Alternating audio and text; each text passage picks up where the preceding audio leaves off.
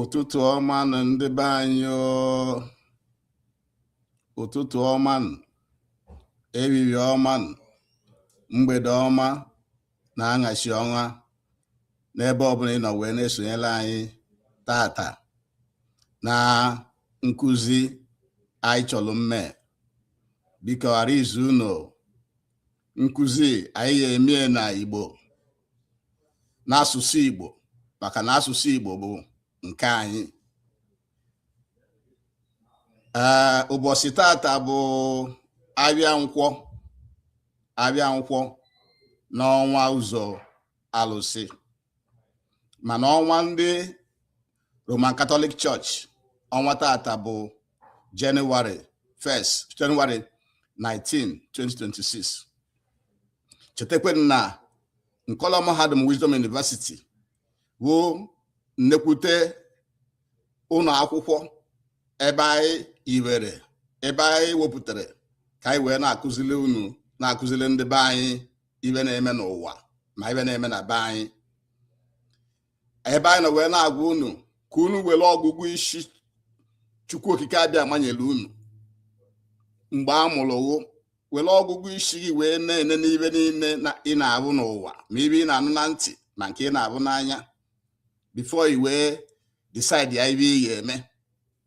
Anyị wee na-agwa gị ka ị na-abịa ibe dịka o si wee gbasata gị, na ọ bụrụ ka o si wee gbasata ndị kọlchọ ọzọ, ndị obodo ọzọ, ndị omenala ndị ọzọ.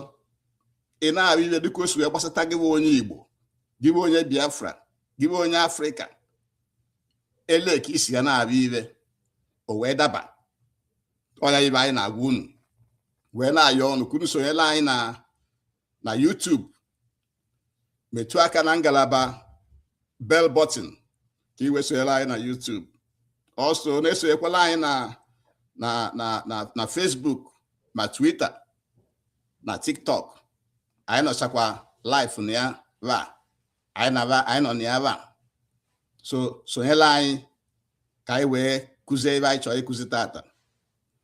Nke ọzọ dị ka ibie, tinyere anyị aka na ngalaba ịfụnanya maka warụ tụso ozi a, tụso nkụzi a anyị chọrọ ime, maka na Nkọla Mahadum Wisdom University bụ nnekwute ụlọ akwụkwọ ka ọ bụ ebe anyị na-akụzi ihe. Anyị awụrụ content creators. A na-akụzi ihe, nye gị instances, nye gị history, nye gị the current information elikwesịrị nsi wee nweta ya ibe na-ezu oke na Nkọla Mahadum. Onye ka anyị ji ewepụta oge wee na-akụzi ya.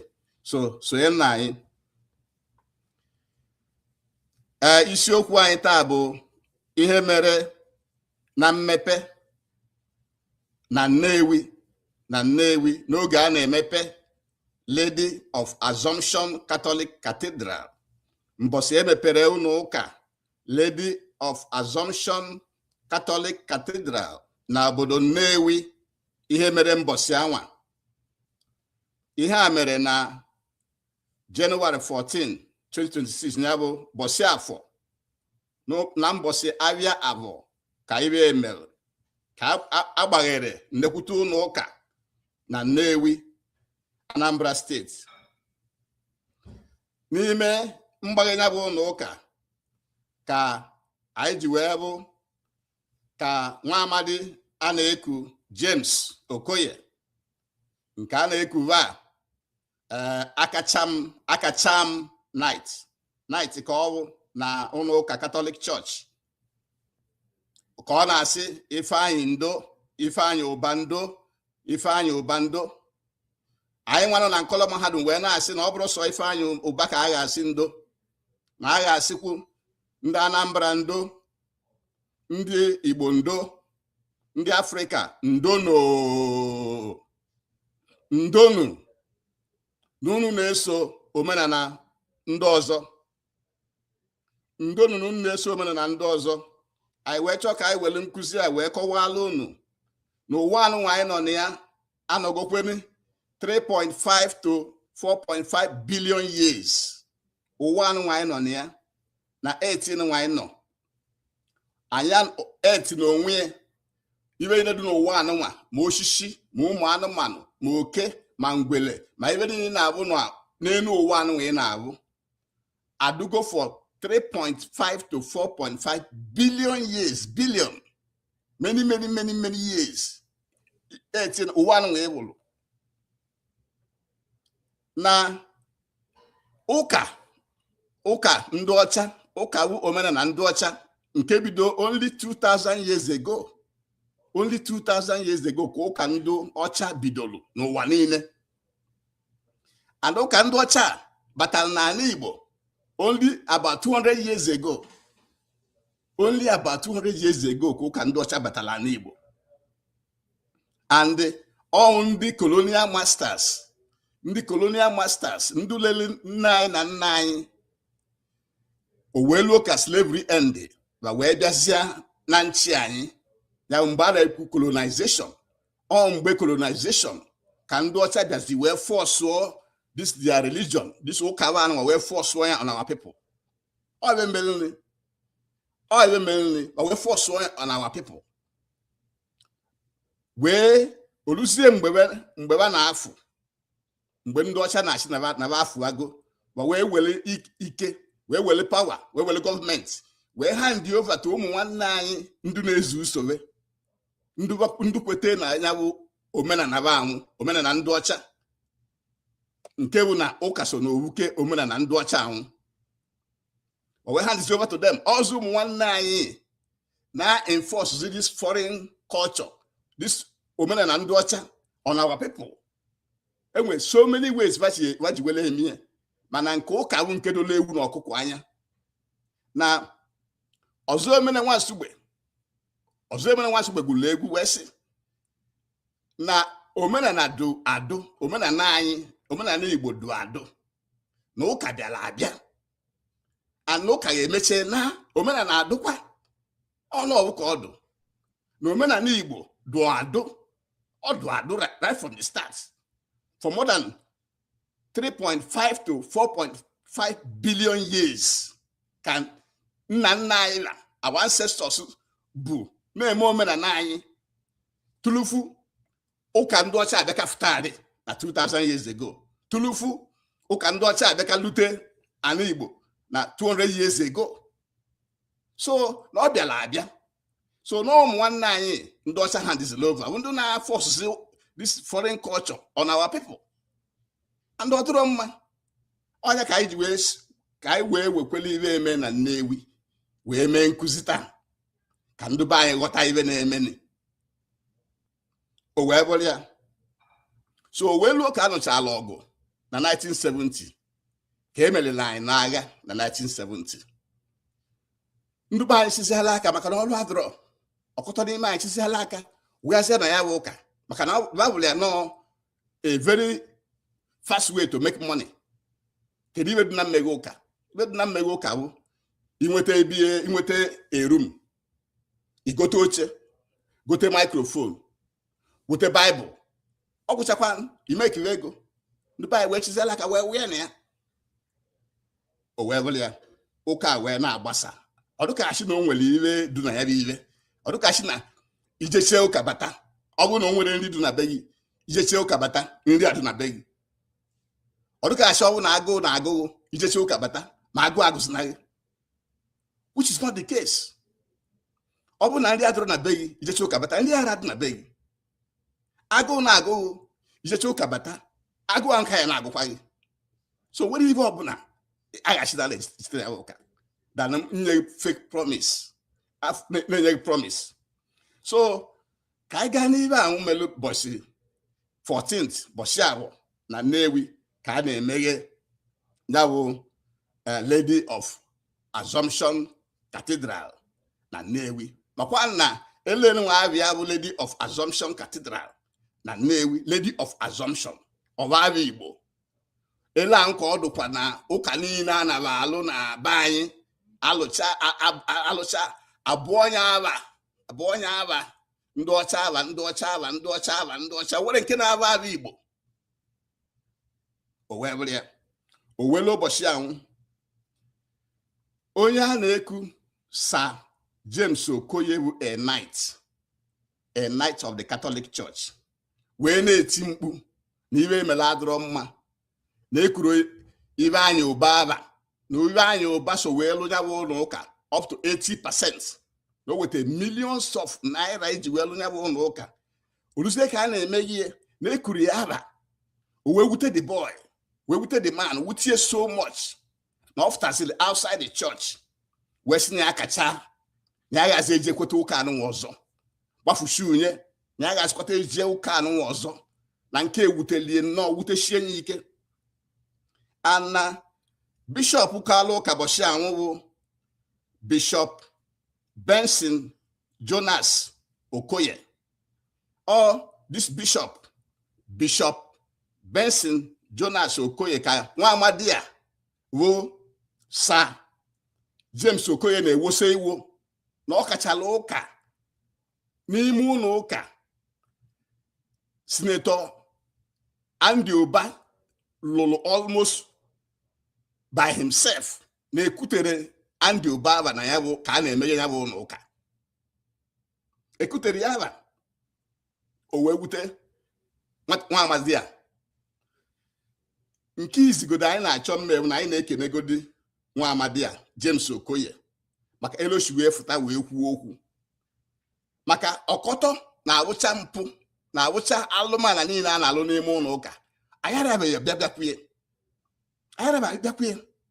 anyị wee na-ekene James Okoye na ọfụta nnọọ wee kwuo n'okwu, kwuo n'obi, kwuo ka o si wee wutie, kwuo na ya sikwa eje ya bụ ụka na o nwere iwe o jite na ya bụ ụka.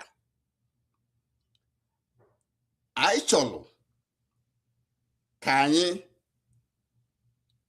kọwalụ ndị be anyị iwe night bụ, because mgbe ọbụla unu na-anụ na onye bụ night of this, night of that, night of that. Kedu iwe bụ night? According to the dictionary nke ndị ọcha, lashi na night who a man na-serve his sovereign or his lord as a mounted soldier in armor. So ọ bụ na echie onye Igbo night ma onye Africa night, ya na-echi night ka i wee fight protect the church, protect father, protect bishop, protect pope, fight against your brothers. Kedu ụlọ ijetele na a na-echi ya bụ night? Kedu ụlọ ijete ọrụ ntụwu ka ị nọ guye weta ego eji echi na bụ night, guye weta the money eji echi night, ego iji ye feed your family, iwere eweje chie night n'ụlọ ụka ka i wee defend the father, defend the Bible, defend the Jesus, defend the pope. Ịmara maka ya abụrụ your culture, shi wee bịa. Kedu elu o wee make sense to you as onye Igbo and as onye Africa na-echigodi na night? Night unu bụla a na-echi ndị be anyị, one of the ways to deepen them, that is to deepen them, to silence them, to make them not to leave the church, to continue in slavery, to continue in brainwashing, to continue in servitude to the foreign religion. Ọ iwe ọ bụ onwere uru ọ baala anybody. And so guye spend ego, guye akọnụ na-etie n'ime ụlọ ụka. Ụka ara enye nwe anything. Ụka enwere iwe ọ na-enye mmadụ. Ụka na-asịsa gị akpa, sasịsa gị akpa na ọ na ya brainwash ya isiala gị ashị ka ashị n'ime ashị. Ịpali anatabeghị. Obuka ashị wa na ashịle gị bụ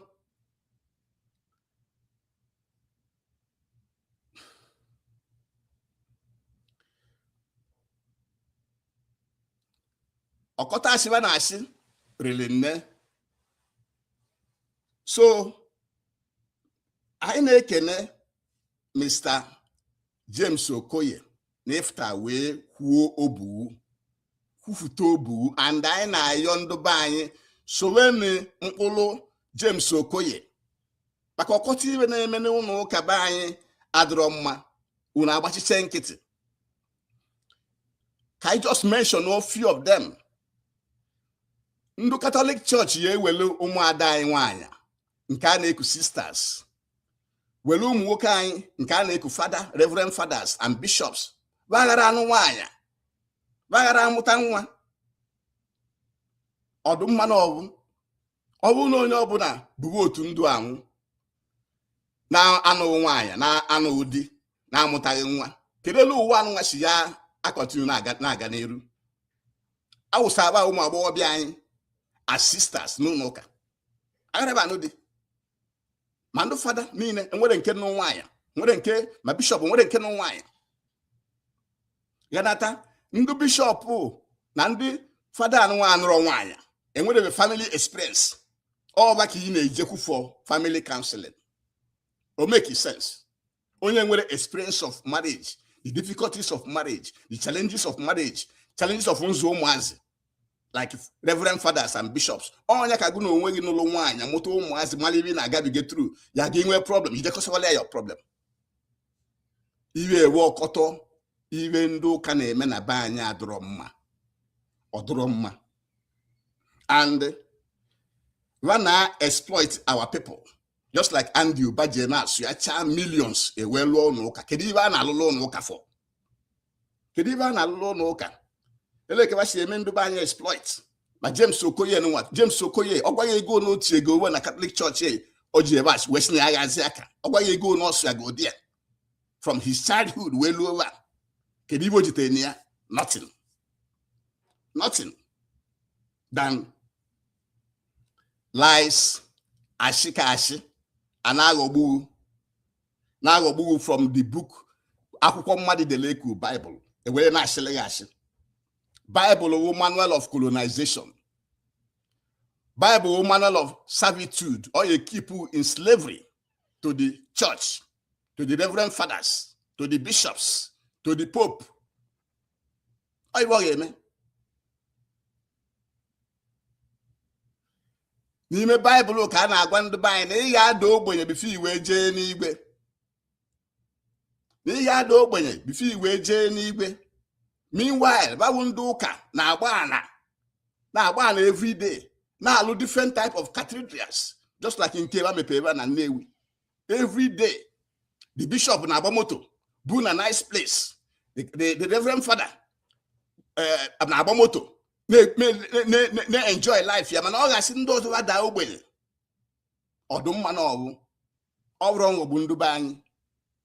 Ọ iwe ndị ụka anyị na-achị ka anyị na-akụwalụ na Nkọlọ Mahadum Wisdom University. O nwere onye anyị na-anaghị wee na-ekwu nọ nke bụ eziokwu ka ọ bụ. Na akwụkwọ Baịbụl bụ akwụkwọ amashi ka ọ bụ. Akwụkwọ ashị ka ọ bụ. So ka ndị be anyị na-ebenye ya anya. Ebenye ya anya. Na ibe anyị na-ajụ bụ kedu ibe obodo ji ya afụta? Kedu ibe ebilonia ma ọ na inwere n'ego na be anyị ji ya afụta? Ọ bụrụ ụlọ ụka iwe ka gị mma. Ihe abịa si na ị na-alụ ụlọ ụka mana na that's your community. Enwere any factory there? Enwere any factory? Why na ị gara alụ factory? Why na gara akpa alụ ka obodo tụkọta ego ka alụ factory? Ọ bụ na ị nwere ego ụlọ ụka, why na ị gara enwe ego ka inye more scholarship to your people? Ebe isi nye more scholarship ndị bụ unu na-eje akwụkwọ edishọnal gụrụ akwụkwọ mma. Ọkọtọ ndị obodo unu n'ole ka ime ego business, that youth empowerment, one ka i start go business. Inwe n'ego, ibe anyị na-ekwu inwe ego. Lụọ factory na each community. Community ọbụla enwe factory depending on the size of the community. And we can law more than one, we can law 2 or 3 factories. Ọkara mma. Ụka a na-alụ ọ na-enye ọlụ. Onwere iwu ka na-emele anybody. Ụka ọwa ebe a na-alụ ọlụ. Onwere iwu ka na-enye anybody. Why not iji ewelu factory? Why not iji ewe the scholarship to the youths? Why not iji ewe lụọ ụlọ ọgwụ? Why not iji lụọ schools, lụọ roads, subsidize the agriculture? Nri adọnụ ana for everybody na your community. Ọkara mma than ije si na encourage communities ka a na-alụ ụlọ ụka. Ma ọ na inwere ego, ịpala ego jiri asụ ya n'ụlọ ụka. It make any sense to anybody. Why are we doing something like that? That's why we are encouraging you today to emulate the likes of Sir James Okoye. In case you go near chosen night, near church Queen Catholic Church, Makana, Iwe Melu nwanne nwoke wu Andy Oba. Ọbụrụkwu sọsọ ya, chetekwe na Akachaam, Sir Akachaam, return to knighthood here to the British colony. Akachaam was actually a knight, or as that Francis Akachaam, or return only due to the Biafran problem. Because support of Biafran, or you Britain name against the Biafran people. We return one knighthood here back to Britain. Soluno Olondo, no only Chigo night, no na night. So what you it's just like a club in that place where they were there as a club in a support to the church. Why? Because that on in Abia any arms. I will in a way now as a night. How does this suit our environment? I won't win as a night. It's just like I won't reference father nay. Now I won't do lawyers nay. Does this suit our environment? Why should you be putting yourself into such, avoidable situation? So, Soluno Okpolo James Okoye, the Akachaam night. So no polia, but all will even do job. We wishing I exploitation no kacha. So no pola Akachaam return no knighthood here back to London. But I'm mebu into Biafra. And I see Kai Wello, Nkuza we go. Nobody will can a melon mother. Even a man in a Gani Rutao, family shinia. Family shinia. Your family, your personal effort. That will Elisha Bambo. Na environment in on here. Environment in on here. Elisha Bambo. Family in on here is in here. We even had determine whether me Ganiru, Money Garaniru, no one I know. On what every book can name. Oka will only be selling to you false, fake promise. Ni Jenigwe, Mewo, and any gwen where boss order, no one. Came with any gwe. Where Satan, where hell, even do Oka sell to us. Then will any gwe, only ban any gwe. Where hellfire. Then again, no one, then where Satan. I went to Kualun and Colum had Wisdom University. Then were any heaven, or were any go to anywhere outside this world. Because you go in, anyone I work na any gwedu. You go in, all the very, very cold there. The higher you go, the colder it becomes. And all the very windy. And don't want any human life, spiritual life, that can survive and exist up there. Ndoocha na space. Na locha the spacecraft na. Teacher even in actual. Oxygen, everything actual. Before I take a pago in there. Therefore, when we even look at heaven outside this earth, I know there. Any do na earth in why no. Any do na earth. In a bundu doma. It do happy. It in on any way. Mbobu no obudugo to in on any way. Mbobu no obudugo njo in on a hell. Mbobu in on a obudugo njo it do happy in on a hell. And what a boss hell fire do. What a boss do. And the action of man meso madi ibe ele madi ibe isi meso no one.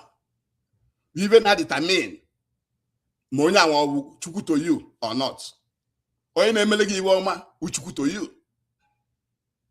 Oye na emelegi iwoma will chuku to you. Oye na emelegi iwojo will ekwensu to you. Will devil to you. Elo one wadu. Onwere ebe ozo marafo one wine no.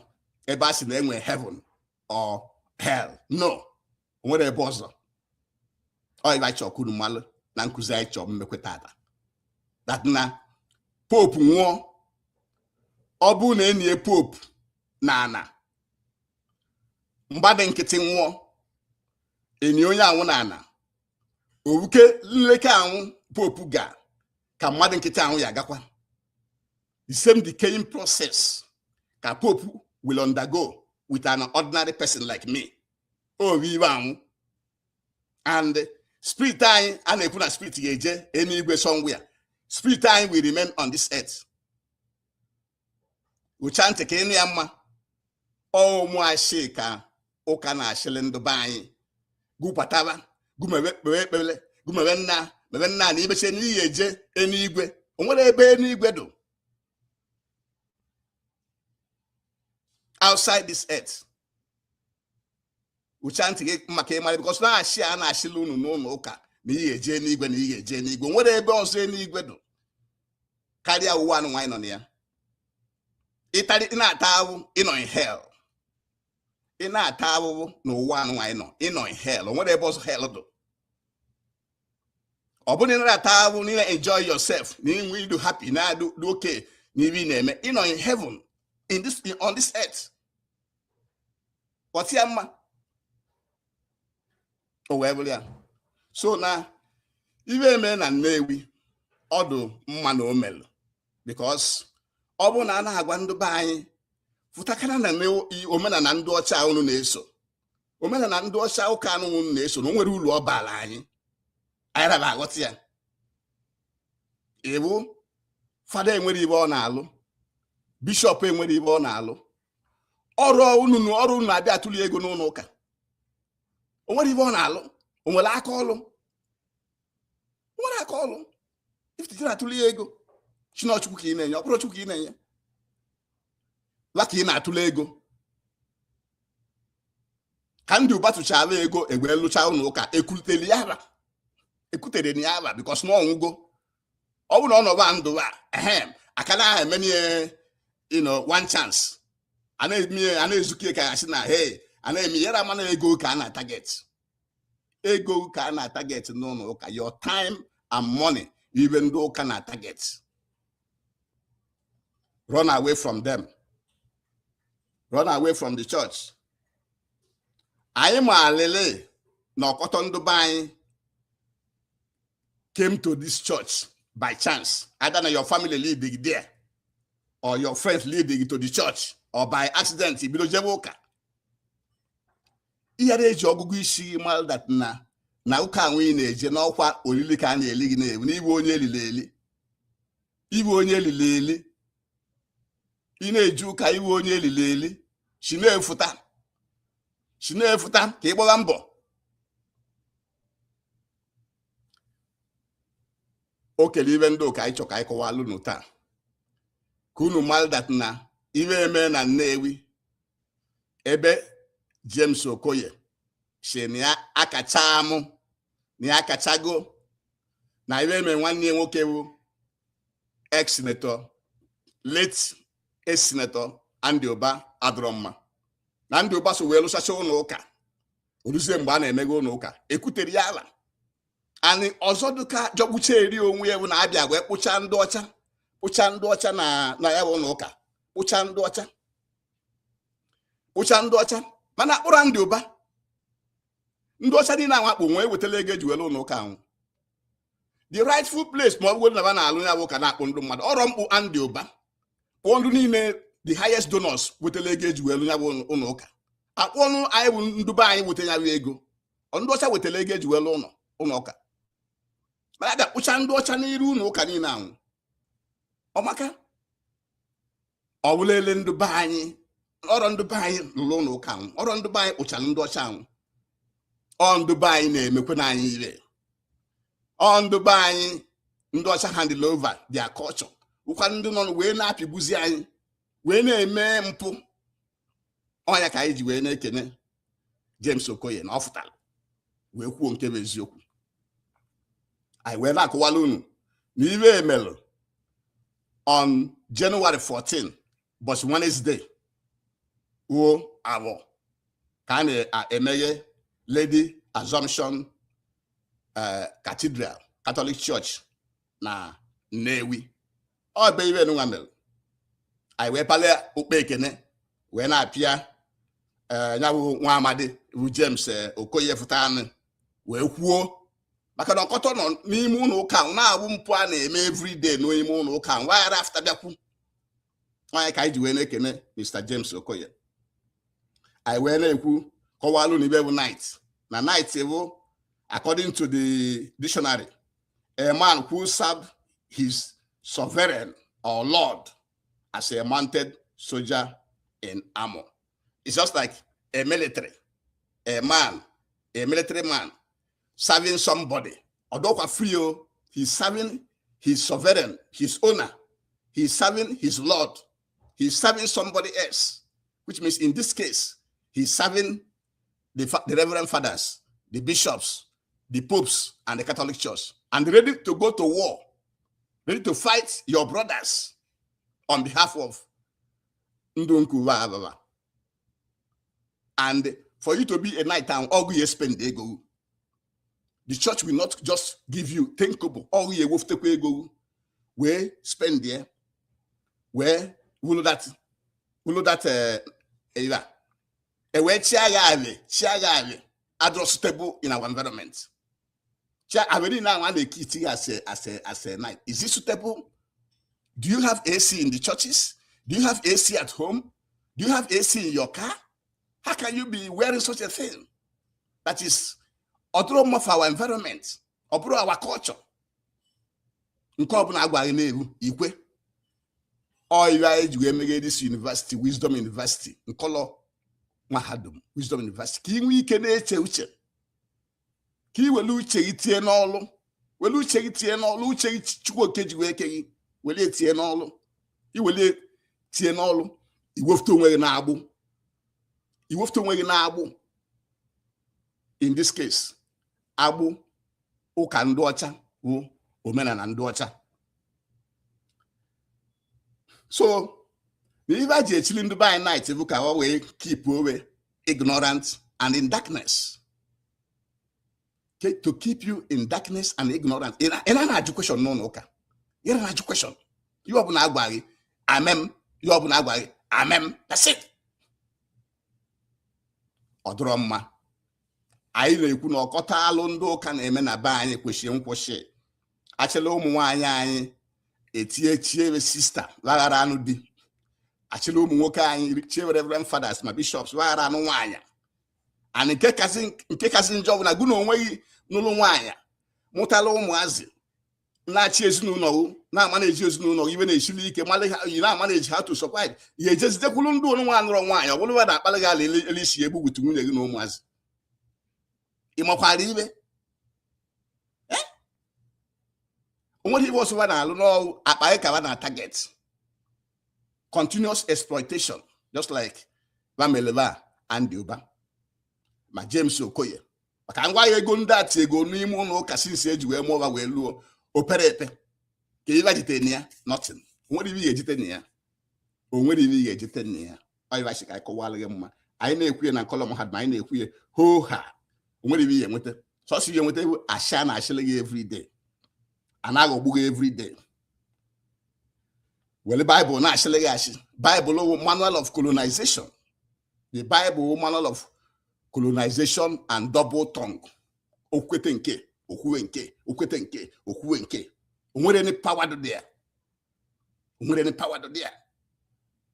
How many Reverend Fathers can go to Nigeria? How many? Down the Bible. What do they do na church? What on their way to church? What on their way back? And they have that Bible. The Bible and Jesus never protest anybody. But actually, then we're heaven somewhere. Then we're hell somewhere. Nanke with Satan. No. I ain't going to call them had any heaven outside this earth. Everyone I work in heaven do. The higher you go, the colder it becomes and windy. If by plane at 35 to 40,000 feet, the temperature is minus 42. Minus 42 up there. I na kokalun na astronauts na space. Na look at the spacecraft na here. And I look at the spacecraft na here. teaching you when you never need my toilet, my oxygen, even you never need. I get teaching at the spacecraft. We're part of the spacecraft, we're part of go. So we're any heaven anywhere there. And then we're any hell anywhere. It do happy at any time in on a heaven. Or when it do happy, you're in hell. And my mother of Satan or God to you depends on action of man. Mad who God to you at that time.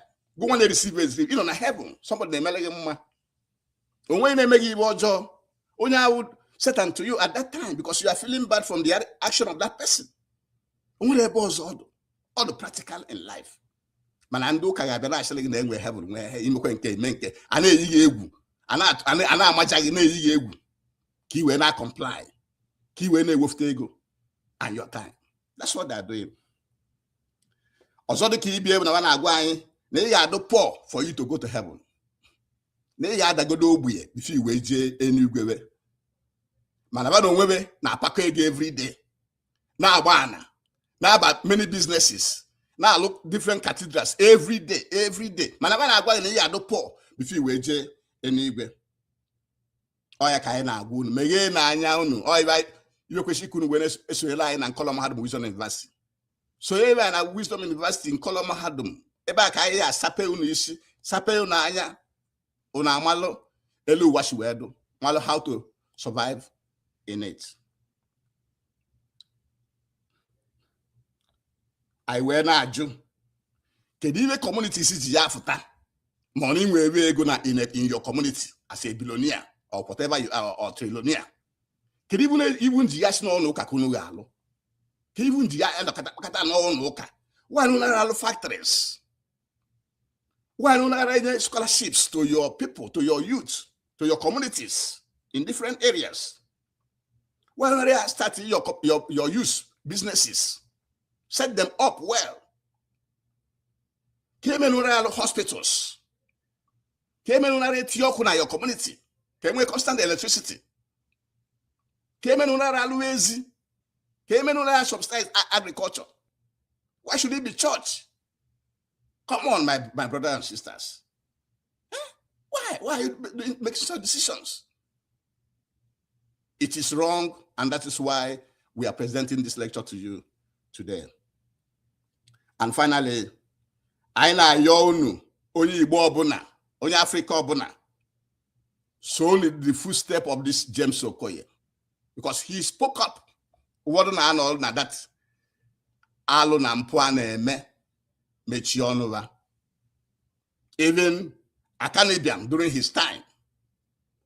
Okay, that knighthood ndo ocha je shiniacha ozi maka mmegbu ana emegbu ndu Biafra. Ogu Biafra na Nigeria ka ebe Jesus no den. Ka ebe Bible no den. One emeri anyi. One now I know under the Arab. So there any power in the Bible and Jesus. And many reverend fathers and many Christians are being killed in Nigeria today. When even Christian genocide going on in Nigeria, with Donald Trump.